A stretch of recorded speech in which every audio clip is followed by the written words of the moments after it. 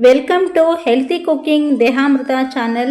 ನಮಸ್ಕಾರ ಸ್ನೇಹಿತರೆ, ಇವತ್ತಿನ ಈ ವಿಡಿಯೋದಲ್ಲಿ ಅತ್ಯಂತ ಆರೋಗ್ಯಕರವಾದ ಮತ್ತು ರುಚಿಯಾದ ರಾಗಿ ದೋಸೆಯನ್ನು ಯಾವ ರೀತಿ ಮಾಡೋದು, ಹಾಗೆ ಆ ರಾಗಿ ದೋಸೆಗೆ ಕಾಂಬಿನೇಷನ್ ಚಟ್ನಿನ ತೂಕ ಇಳಿಕೆಗಾಗಿ ಯಾವ ರೀತಿ ಮಾಡೋದು ಅಂತ ಹೇಳಿ ಈ ವಿಡಿಯೋದಲ್ಲಿ ತಿಳಿಸ್ತೀನಿ.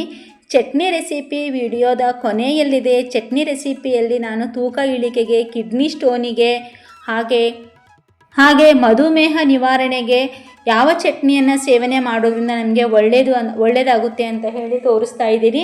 ಆ ಚಟ್ನಿ ಸೇವನೆಯಿಂದ ಪಿತ್ತಕೋಶದಲ್ಲಿನ ಕಲ್ಲು ಕೂಡ ಕರಗಲಿಕ್ಕೆ ಸಹಾಯ ಆಗುತ್ತೆ. ಬನ್ನಿ, ಹಾಗಿದ್ರೆ ರಾಗಿ ದೋಸೆ ಮಾಡಲಿಕ್ಕೆ ನಾವು ಏನೇನೆಲ್ಲ ಇಂಗ್ರೀಡಿಯೆಂಟ್ಸ್ ಬೇಕು ಅಂತ ನೋಡ್ತಾ ಹೋಗೋಣ. 2 ಬೌಲ್ ರಾಗಿ ಹಿಟ್ಟು, ಹಾಗೆ ಬೌಲ್ ಅಳತೆಯಲ್ಲಿ ಅಂದರೆ ಅರ್ಧ ಬೌಲು ಚಿರೋಟಿ ರವೆ, ಅರ್ಧ ಬೌಲ್ ಗೋಧಿ ಹಿಟ್ಟು ಹಾಕ್ಕೊಳ್ಳಿ. ಸ್ಪೂನ್ ಲೆಕ್ಕದಲ್ಲಿ ಅಂದರೆ 4 ಸ್ಪೂನ್ ಸಾಕಾಗುತ್ತೆ.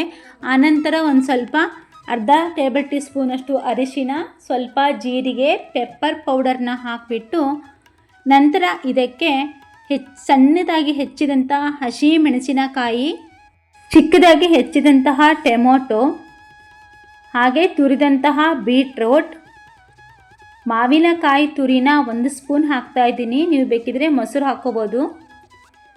ನಾನು ಟೇಸ್ಟಿಗೆ ಮಾವಿನಕಾಯಿ ತುರಿ ಹಾಕ್ತಾ ಇದ್ದೀನಿ, ಮೊಸರನ್ನ ಬೇಯಿಸ್ಕೋಬಾರ್ದು ಅಂತ ಹೇಳಿ. ನಂತರ ಬಂದುಬಿಟ್ಟು ಕೊತ್ತಂಬರಿ ಮತ್ತು ಕರಿಬೇವಿನ ಸೊಪ್ಪಿನ ಮಿಶ್ರಣ, ಜೊತೆಗೆ ಪುದೀನನೂ ಹಾಕಿದ್ದೀನಿ. ಅದನ್ನು ಚಿಕ್ಕದಾಗಿ ಹೆಚ್ಚಿಬಿಟ್ಟು ಮಿಕ್ಸ್ ಮಾಡ್ಕೊಳ್ಳಿ. ನಂತರ ಬಂದುಬಿಟ್ಟು ಈರುಳ್ಳಿ, 2 ಮೀಡಿಯಮ್ ಗಾತ್ರದ 2 ಈರುಳ್ಳಿನ ಹಾಕಿ ಚಿಕ್ಕದಾಗಿ ಕಟ್ ಮಾಡಿ ಹಾಕ್ತಾ ಇದ್ದೀನಿ. ಆನಂತರ ಕ್ಯಾರೆಟ್ನ ತುರಿ ಹಾಕಿ, ಸೌತೆಕಾಯಿ ತುರಿನ ಹಾಕಿ. ನೀವು 2 ಕ್ಯಾರೆಟು 2 ಸೌತೆಕಾಯಿ ಅಥವಾ 1 ಸೌತೆಕಾಯಿ ಆದರೆ ಸಾಕು ದೊಡ್ಡದಾಗಿದ್ದರೆ. ಆನಂತರ ಅದಕ್ಕೆ ಅಚ್ಚು ಖಾರದ ಪುಡಿಯನ್ನು ಹಾಕಿ, ಬೇಕಿದ್ರೆ ಗರಂ ಮಸಾಲ, ಚಾಟ್ ಮಸಾಲ, ನೀವು ಯಾವ ಮಸಾಲ ಇದು ನಿಮ್ಮ ಮನೆಯಲ್ಲಿ ಅವೈಲೇಬಲ್ ಇದೆಯೋ ಅದು ಬೇಕಿದ್ರೆ ಟೇಸ್ಟಿಗೆ ಹಾಕ್ಕೋಬೋದು. ನಾನು ಜೀರಿಗೆ, ಸಾಸಿವೆ, ಕಡಲೆಬೇಳೆ, ಉದ್ದಿನಬೇಳೆ ಹಾಗೆ ಕರಿಬೇವಿನ ಸೊಪ್ಪಿನ ಹಾಕಿಬಿಟ್ಟು ಮಿಕ್ಸಿ ಮಾಡ್ಕೊಂಡಿರೋದು, ಪೌಡ್ರ್ ಮಾಡ್ಕೊಂಡಿರೋದನ್ನು ಮಿಕ್ಸ್ ಮಾಡ್ತಾಯಿದ್ದೀನಿ. ಆನಂತರ ನೋಡಿ, ಎಲ್ಲ ನೀಟಾಗಿ ಒಣ ಪದಾರ್ಥಗಳನ್ನ ಒಂದು ಸಾರಿ ಈ ರೀತಿ ಮಿಕ್ಸ್ ಮಾಡ್ಕೊಂಬಿಡೋಣ. ಆನಂತರ ನಾವು ಅದಕ್ಕೆ ಎಷ್ಟು ಬೇಕೋ ಅಷ್ಟು ನೀರು ಹಾಕ್ತಾ ದೋಸೆ ಅದಕ್ಕೆ ಅದನ್ನು ಕಲಿಸ್ಕೊಂಡ್ಬಿಟ್ರೆ ನಮಗೆ ದೋಸೆ ಹಾಕಲಿಕ್ಕೆ ಹಿಟ್ಟು ರೆಡಿ ಆಗಿಬಿಡುತ್ತೆ. ರುಚಿಗೆ ತಕ್ಕಷ್ಟು ಉಪ್ಪು ಹಾಕಿಬಿಟ್ಟು ನೀವು ಇದನ್ನು ನೀಟಾಗಿ ಮಿಕ್ಸ್ ಮಾಡ್ಕೊಂಡ್ಬಿಡಿ. ಇವಾಗ ನಾನು ಸ್ವಲ್ಪ ನೀರು ಹಾಕ್ತಾ ಇದನ್ನು ಮಿಕ್ಸ್ ಮಾಡ್ಕೊಳ್ತೀನಿ. ನೋಡಿ, ಬೆಳಗ್ಗೆ ಬ್ರೇಕ್ಫಾಸ್ಟಿಗೆ ಒಳ್ಳೆ ಹೆಲ್ತಿ ರೆಸಿಪಿ ಇದು ರಾಗಿ ದೋಸೆ. ಈ ರಾಗಿ ದೋಸೆ ಸೇವನೆಯಿಂದ ನಮಗೆ ಮಂಡಿ ನೋವು ದೂರ ಆಗುತ್ತೆ. ರಾಗಿ ಅಂಬಲಿ ಸೇವನೆಯಿಂದ, ರಾಗಿ ಮುದ್ದೆ, ರಾಗಿ ದೋಸೆಯಿಂದ ನಮಗೆ ಮಂಡಿ ನೋವು ಹೇಗಪ್ಪ ನಿವಾರಣೆ, ಪೆಪ್ಪರ್ ಪೌಡ್ರ್ ಹಾಕ್ತಾಯಿದ್ದೀನಿ. ನಿವಾರಣೆ ಹೇಗಾಗುತ್ತಪ್ಪ ಅಂದರೆ, ನಮ್ಮ ತೂಕ ಕಡಿಮೆ ಆದರೆ ನಮಗೆ ಆಟೋಮೆಟಿಕ್ಲಿ ಮಂಡಿ ನೋವು ಕಡಿಮೆ ಆಗಿಬಿಡುತ್ತೆ. ಹಾಗೆ ಮೂಳೆಗಳಿಗೂ ಕೂಡ ಬಲ ಸಿಗುತ್ತೆ. ಕ್ಯಾಲ್ಸಿಯಂ ರಿಚ್ ಫುಡ್ ಇರೋದ್ರಿಂದ, ಇದರಲ್ಲಿ ನಾರಿನಾಂಶ ಹೆಚ್ಚಾಗಿ ಇರೋದ್ರಿಂದ ನಮಗೆ ದೇಹಕ್ಕೆ ತುಂಬ ಒಳ್ಳೆಯದು. ಅಷ್ಟೇ ಅಲ್ಲದೆ ಈ ಬೇಸಿಗೆ ಕಾಲದಲ್ಲಿ ದೇಹಕ್ಕೆ ತಂಪಾಗಿಡಲಿಕ್ಕೆ ನಾವು ಈ ರಾಗಿ ಸೇವನೆ ಮಾಡೋದ್ರಿಂದ ದೇಹದ ಉಷ್ಣತೆ ಕಡಿಮೆ ಆಗುತ್ತೆ. ಹಾಗೆ ಅಲ್ಲದೆ ರಕ್ತದ ಹೀನತೆ ಕಡಿಮೆ ಮಾಡುತ್ತೆ. ಕಂಟಿನ್ಯೂ ನಾವು ರಾಗಿ ಸೇವನೆ ಮಾಡೋದ್ರಿಂದ ವಾರದಲ್ಲಿ 2 ಸರಿ ಮಾಡಿದರೆ ಸಾಕಾಗುತ್ತೆ. ಈ ರಾಗಿ ಸೇವನೆಯಿಂದ ನಮಗೆ ರಕ್ತದ ಕೊರತೆ ಕಡಿಮೆ ಆಗಲಿಕ್ಕೆ ತುಂಬ ಸಹಾಯ ಆಗುತ್ತೆ.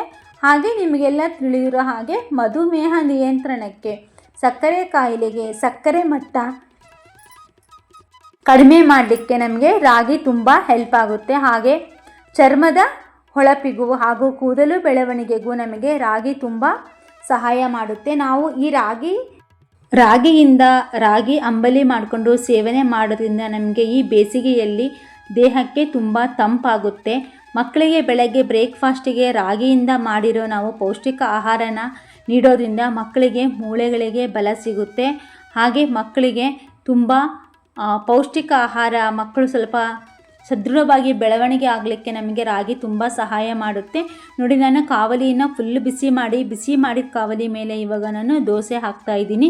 ನಿಮಗೆ ಬೇಕಿದ್ರೆ ದಪ್ಪ ದೋಸೆ ಹಾಕ್ಕೋಬೋದು. ತೆಳುವಾಗಿ ಬೇಕಾದರೆ ನೀವು ತೆಳುವಾಗಿ, ಹಾಗೆ ನಿಮಗೆ ಗರಿ ದೋಸೆ ಬೇಕು ಅಂದರೂ ಕೂಡ ಇದರಲ್ಲಿ ನಾವು ಹಿಟ್ಟನ್ನು ಒಂದು ಸ್ವಲ್ಪ ಮೇಲಿಂದ ಎತ್ತು ಹಾಕಿದ್ರೆ ನಿಮಗೆ ಗರಿ ದೋಸೆ ಬರುತ್ತೆ. ಈ ದೋಸೆ ಹಿಟ್ಟನ್ನು ನಾವು ಹಂಚಿಗೆ ಹಾಕಿಬಿಟ್ಟು ತೀಡಲಿಕ್ಕೆ ಬರೋದಿಲ್ಲ ಫ್ರೆಂಡ್ಸ್. ಈ ರೀತಿ ನಾವು ಎತ್ತರದಿಂದ ಹಾಕೋದ್ರಿಂದ ನಮಗೆ ದೋಸೆ ತುಂಬ ಅಗಲವಾಗಿ ತುಂಬ ಚೆನ್ನಾಗಿ ಬರುತ್ತೆ. ನೋಡಿ ಎಷ್ಟು ರೆಡ್ ಆಗಿದೆ, ಎಷ್ಟು ಕಲರ್ಫುಲ್ ಆಗಿದೆ. ಮಕ್ಕಳಿಗೂ ಕೂಡ ಈ ರೀತಿ ಬ್ರೇಕ್ಫಾಸ್ಟ್ ಬೆಳಗ್ಗೆ ನೀವು ಮಾಡಿಕೊಡೋದ್ರಿಂದ, ಹಾಗೆ ಲಂಚ್ ಬಾಕ್ಸ್ಗೆ ನೀವು ಈ ಬ್ರೇಕ್ಫಾಸ್ಟ್ ಮಾಡಿಕೊಡೋದ್ರಿಂದ ಮಕ್ಕಳು ತುಂಬ ಖುಷಿಯಿಂದ ಊಟ ಮಾಡ್ಕೊಂಡು ಬರ್ತಾರೆ. ಅಷ್ಟೇ ಅಲ್ಲದೆ ನಾನು ಈ ರಾಗಿ ಜೊತೆಗೆ ನಾನು ರಾಗಿ ಅಂಬಲಿಯ ವಿಡಿಯೋನು ಕೂಡ ಮಾಡಿ ಹಾಕಿದ್ದೀನಿ ಶಾರ್ಟ್ಸಲ್ಲಿ.